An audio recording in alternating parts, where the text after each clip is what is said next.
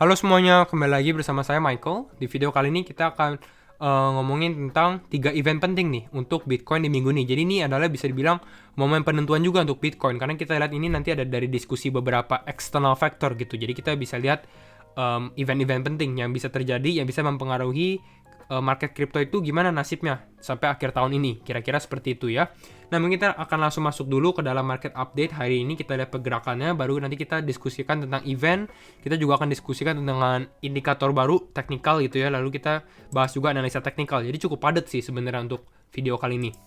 Kalian bisa bantu support channel ini dengan like dan subscribe juga gitu ya. Nah, kita akan langsung masuk untuk videonya. Kita lihat Bitcoin 43.200 ini sudah sedikit naik. Kita tahu tadi pagi itu sempat turun lagi nih ke sekitar level 40.000. Tapi kita tahu nih kalau misalnya dia sudah bisa naik sampai 43.000, berarti level demand-nya itu memang di kisaran 40-an ribu gitu ya, di low 40.000 gitu. Nah, kita lihat beberapa altcoin sendiri sudah cukup recover. Kita lihat ada XDC, ada Celo, ada Elrond. Ini naiknya juga cukup lumayan sih kalau menurut saya, 12, 15%, 16% di saat market crypto ini bisa dibilang sedikit uncertain atau ya kurang yakin lah, uncertain gitu ya. Nah, kita coba lihat dari Crypto Fear Angle Index bagaimana. 27 sesuai ekspektasi kita, di mana kita mengalami penurunan ya. Kemarin neutral karena mungkin belum diupdate, tapi sekarang udah diupdate tentang kasusnya Evergrande, lalu mungkin ini kita turun juga dengan harganya gitu. Jadi kita turun. Kalau kita lihat dari financial market sendiri, kita malah masuk ke dalam extreme fear. Ini beda ya dengan yang ini ya. Ini kalau yang ini untuk financial market, jadi semuanya stock market, bonds market, dan lain-lain gitu. Kita bisa lihat dari sini junk bond, market momentum gitu ya. Nah, mungkin kita lihat bahas yang pertama itu kasusnya si Gary Gensler. Jadi ini yang pertama nih, kenapa minggu ini penting? Alasan pertama, Gary Gensler. Gary Gensler ada ketua SEC atau Security Exchange Commission. Di sini kita bisa lihat dia bikin Twitter post di sekitar jam 4 pagi ya. Tomorrow at 12 PM I'll be live with Washington Post. Jadi dia bakal ngomongin tentang di Washington Post tentang apa? Tentang cryptocurrency. Jadi nanti kita bisa lihat nih kira-kira ketua SEC sendiri. Kita tahu SEC ada kasus dengan XRP, sempat bisa dibilang tanda kutip ada kasus dengan Uniswap. Kita lihat nih sekarang dia mau ngapain si Gary Gensler sendiri. Itu jam 5 di London atau jam 12 PM di Washington DC. Nah, kita coba convert aja waktunya. Kira-kira jam berapa sih? London UK time jam 5 PM, berarti sekitar jam 11 malam, 11 PM waktu Indonesia Barat gitu ya. Kalau kalian di WB jam 11 malam nih, berarti kita bisa melihat nih kira-kira dia ngomongin apa sih tentang cryptocurrency gitu. Kalau misalnya positif, kalau saya lihat ini mungkin ya bisa menjadi sentimen positif juga, tapi belum tentu sih. Kenapa? Karena masih ada 2 event lagi. Nah, event keduanya apa? Event kedua itu ini FOMC. FOMC itu apa? FOMC adalah Federal Open Market Committee. Ini adalah event dari federal government, dari Federal Bank, Federal Reserve Bank. Kita tahu ini adalah Central Bank Amerika yang cukup bisa dibilang signifikan lah. Dia punya presence di dalam ekonomi sendiri. Nah, di sini biasanya dia bikin meeting bulanan gitu ya, tapi di bulan Agustus nggak ada nih, tapi di meeting bulanan berikutnya itu di tanggal September 21 sampai 22. Kalau kita lihat ini kan di waktu Amerika gitu ya, biasanya Amerika waktunya lebih kita lebih duluan, berarti mungkin di sekitar September 23-an baru kita bisa tahu nih kira-kira ada apa nih isu gitu ya. Dan kalau tidak salah di September 21-22 di FOMC meeting ini dia akan membahas tentang tapering. Tapering itu apa? Tapering sebenarnya kita sudah sempat bahas di dalam video yang ini nih. Kalian buka channel saya ke playlist. Ini saya ada buatin playlist yang namanya important, jadi penting. Kalian bisa lihat di sini kita sudah ada bikin penjelasan rumor potensi Bitcoin kembali ke 30 ribuan, apakah bisa terjadi September Bitcoin dump, dan memang ternyata kita malah dumping ya di bulan September. Nah, jadi kita harus hati-hati. Nah, di sini kita membahas tentang isu tapering ini gitu. Jadi kalian bisa nonton video ini untuk refresh juga gitu ya. Nah, itu yang kedua. Yang ketiga apa? Yang ketiga itu yang kemarin kita sempat bahas juga di video kemarin ini ya. Di video alasan kenapa market crypto turun lagi. Di sini kita membahas tentang kasusnya Evergrande yang dia bisa dibilang mau berujung bangkrut lah karena utangnya cukup banyak juga ya, sekitar 4.300 triliun gitu ya, atau 300 miliar dolar lah. Jadi ya, ini kita nanti bahas juga. Tapi kalau untuk kasusnya Evergrande, kenapa kita lihatnya besok? Besok ini menjadi momen yang penting juga, karena kita lihat nih, besok biasanya seharusnya sudah ada respon dari government China sendiri gitu. Karena di sini kan kita tahu kalau misalnya di hari ini kan hari Selasa ini masuk bertepatan dengan Mid Autumn Festival. Mid Autumn Festival Tuesday September 21. Jadi memang hari ini juga. Ini biasanya hari libur di China gitu. Jadi istilahnya di sini ya banyak yang libur. Jadi kita lihat kabarnya itu besok tanggal September 22. Nah, kita ngomongin juga tentang Mid-Autumn Festival. Ini apa sih? Ini festival tentang Moon Festival gitu. Kenapa? Karena nanti di indikator yang baru kita akan bicara tentang bulan juga nih. Nanti saya coba jelaskan juga ya. Nah, jadi ini ada 3 event yang kita tahu yang bisa berpotensi ini menggerakkan market crypto. Kalau menurut saya sih seperti itu di minggu ini. Jadi ini yang menentukan nasibnya juga. Nah, kita mungkin masuk tadi kita singgung sedikit tentang Moon Festival atau bulan ya.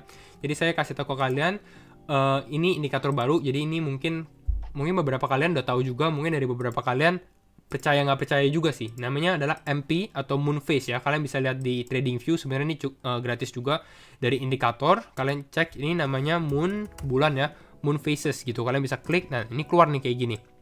Moon Phases. Nah, penjelasannya gimana nih? Ada bulutan-bulutan. Nah, bulutan ini adalah indikasi bulan gitu. Nah, di sini kita bisa lihat settingsnya ini full moon itu warna kuning ya. Full moon itu bulan purnama gitu ya. New moon itu bulan baru warna putih gitu ya. Tapi kalau honeymoon, nah itu bulan madu, beda lagi ya. Mungkin kalian bisa jawab sendiri. Atau mungkin honeymoon setelah Bitcoinnya udah naik lagi ya. Mungkin kalau Bitcoin ke 100.000, honeymoon boleh juga. Nah, oke, kita serius dulu kali ya. Nah, new moon dan full moon. New moon dan full moon kita bisa lihat dari sini nih, saya ada buat new moon. Di sini ada cycle bulan gitu ya. Dimana dari new moon kita ada biasanya nih sekitar 14 sampai 15 hari. Sebenarnya saya juga bukan expert di astronomi atau astrologi juga. Saya juga ini ada indikator ini jadi belajar juga gitu ya. Lalu dari full moon kita mengalami new moon. Nah, kenapa indikator ini cukup menarik? Karena kalau kita perhatikan sendiri, ini kita zoom out, mungkin kita ambil dari time frame dari Desember awal aja deh. Kita dari tahun ini ya. Pada saat full moon ke new moon ya, full moon warna kuning, bulan purnama ya, bulan purnama sama bulan baru new moon. Tapi kita ngomongnya full moon dan new moon aja ya. Nah, full moon ke new moon kita biasanya indikasi kita bullish. Kita bisa lihat di sini kita malah naik ya. Lalu kita lihat dari new moon ke full moon kita mengalami penurunan. Ini kembali lagi, full moon new moon naik, new moon ke full moon turun. Kita bisa perhatikan harga price actionnya aja nih. New moon ke full moon turun, naik lagi, turun. Terus ini naik lagi, turun. Kayak cycle-nya tuh seperti itu. Kayak bisa dibilang percaya nggak percaya bahwa ya bulan atau astronomi ini bisa dibilang ada koneksinya juga nih ternyata di dalam financial market gitu. Kita bisa dari sini dari jadi ini apa nih, full moon ke new moon, ini naik, turun lagi dari new moon ke full moon. Nah, kita lihat nih keadaan kita sekarang bagaimana. Keadaan kita sekarang ini kita dari new moon ke full moon, warna kuning. Jadi harusnya di sini ini ada kuning, ada bulan juga di sini. Kenapa? Karena biasanya orang Mid-Autumn Festival itu menikmati bulan purnama juga nih, sambil makan kue bulan, istilahnya kayak gitu ya. Jadi ya mungkin di sini harusnya ada bulan purnama, nanti kita bahas juga nih. Berarti kalau bulan purnama di bulan September kira-kira kapan? Nah, kita perhatikan mungkin dari sini. Nah, ini adalah data dari space.com. Kita bisa lihat dari sini, this is when full moon will occur in 2021. Jadi full moon atau bulan purnama akan terjadi di 2021 according to NASA. Jadi ini dari NASA sendiri ya. Kita masuk ke bulan September, tanggal berapa? Tanggal September 20. Namanya adalah Harvest Moon, bukan game ya, Harvest Moon. UTC-nya itu 2355. Jadi ini jam 2355. Kita convert aja jamnya. 2355 UTC itu kapan?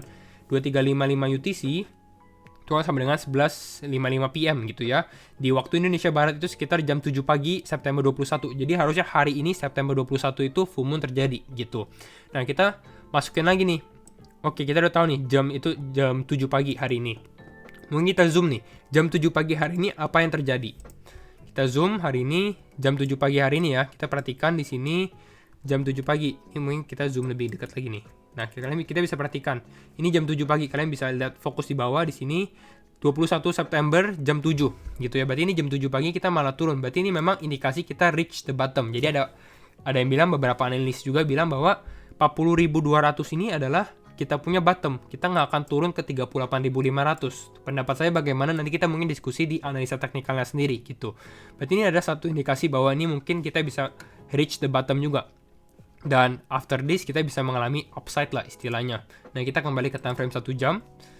Nah, bagaimana pendapat saya tentang full moon ini? Kalau saya sih percaya nggak percaya, tapi saya masih bilang masih menunggu sih. Menunggu apa? Menunggu beberapa event ini. Karena event ini kalau misalnya ada sesuatu yang buruk, kalau menurut saya ini sesuatu eksternal. Artinya apa? Artinya nggak bisa kita kontrol. Ini nasib bisa dibilang tergantung dari mereka ngomongnya apa. Dari si Gary Gensler yang pertama, lalu kita bisa lihat dari FOMC meeting juga, dari Federal Open Market Committee, mereka mau ngomong apa juga gitu ya. Lalu yang terakhir kita lihat dari pemerintah China juga tentang kasusnya Evergrande gitu ya. Kira-kira apa sih mereka mau respon mereka tuh apa gitu. Kalau misalnya respon mereka ternyata nggak gitu bagus, kalau saya bilang sih masih ada potensi kita mengalami penurunan lagi. Walaupun kalau misalnya secara dari full moon atau moon phases ini kita bisa dibilang udah bottom juga gitu. Dan kita sebenarnya sempat bahas juga sih di analisa teknikal bahwa target kita tuh ada potensi dia mengalami koreksi sampai ke sekitar 38 ribuan, 38.500-an sih di sini. Atau mungkin bisa tes ke dalam bawahnya sini nih, di level lowernya dia, lower high dia sendiri. Mungkin ini berapa? Mungkin sekitar 37 ribuan ke atas lah, 37.500 ke atas. Mungkin ada potensi kita koreksi sampai ke sana. Kira-kira seperti itu. Karena kita masih lihat nih, makanya saya bilang minggu ini tuh minggu penentuan. Saya tergantung tuh ke depannya tuh mereka ngomongin apa gitu. Dan kalau kita lihat good news-nya apa? Good news-nya ini memang kita sempat bilang juga bahwa ABC correction-nya terjadi memang. Nah, pertanyaan kita adalah bottom-nya itu di mana? Bottom-nya apakah di sekitar yang tadi kita sudah ngalamin 40.200 atau bottom-nya sebenarnya belum terjadi gitu. Kalau terjadi pun kalau menurut saya ini bakal soon lah. Berarti mungkin di minggu ini kita bisa lihat terjadi udah mulai termasuk bottom sendiri. Kalau secara long term perspektif, kalau menurut saya itu sebenarnya masih lihat dari ini, cycle Bitcoin sendiri. Nah, kenapa? Karena kalau kita lihat dari sini, kalau misalnya Bitcoin koreksi bottomnya di sekitar 38.500, kalau menurut saya pun masih bullish gitu. Kita bisa perhatikan, kita tahu nih, financial market yang paling volatile itu apa? Yang volatilitasnya paling tinggi. Itu kan cryptocurrency market ya. Kita lihat Bitcoin juga naik. Turun dan naiknya itu cukup signifikan.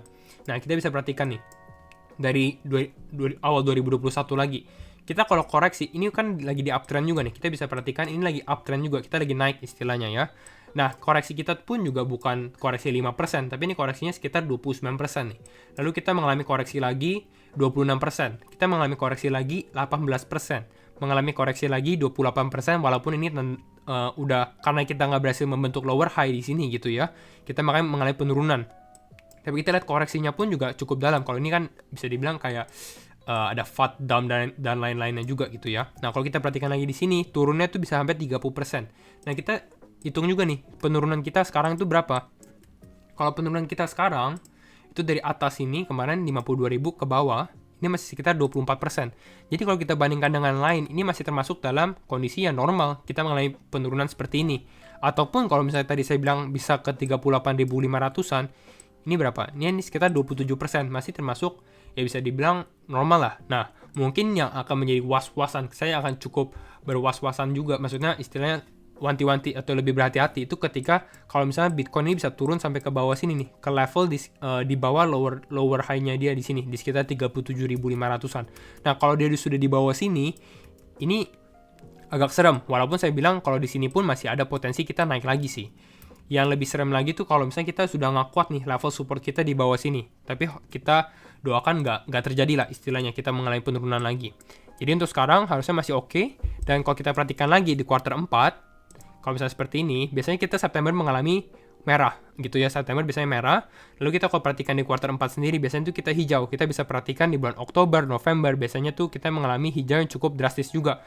Berhubungan dengan Fourier cycle kita juga, kita bisa lihat 47%, 53%, 38% kenaikannya dalam kuartal 4. Jadi mungkin ya, ini bisa dibilang final shakeout juga mungkin untuk sebelum kita melanjutkan kenaikan lagi. Tapi kalau untuk sekarang, saya masih wait and see dulu, karena saya lihat tadi, saya sudah lihat dengan 3 event itu, mereka ngomongin tentang apa juga gitu. Jadi belum berani masuk sekarang juga karena resikonya masih tinggi. Saya lihat lebih baik bermain aman daripada terlalu beresiko, tahu-tahunya kita malah dumping juga. Lebih baik kita aman. Oke, ternyata market bisa kembali bullish nih. Kembali bullishnya itu di sini ya. Kalau misalnya kita bisa break golden ratio di sekitar 46.700, ini kita bisa kembali naik lagi. Ini tandanya mungkin bull is in control lagi. Bull banteng-bantengnya ini yang cukup positif terhadap Bitcoin ini mungkin bisa membawa sentimen positif lagi. Kalau misalnya kita bisa masuk lagi ke dalam 46.700 untuk target sekarang.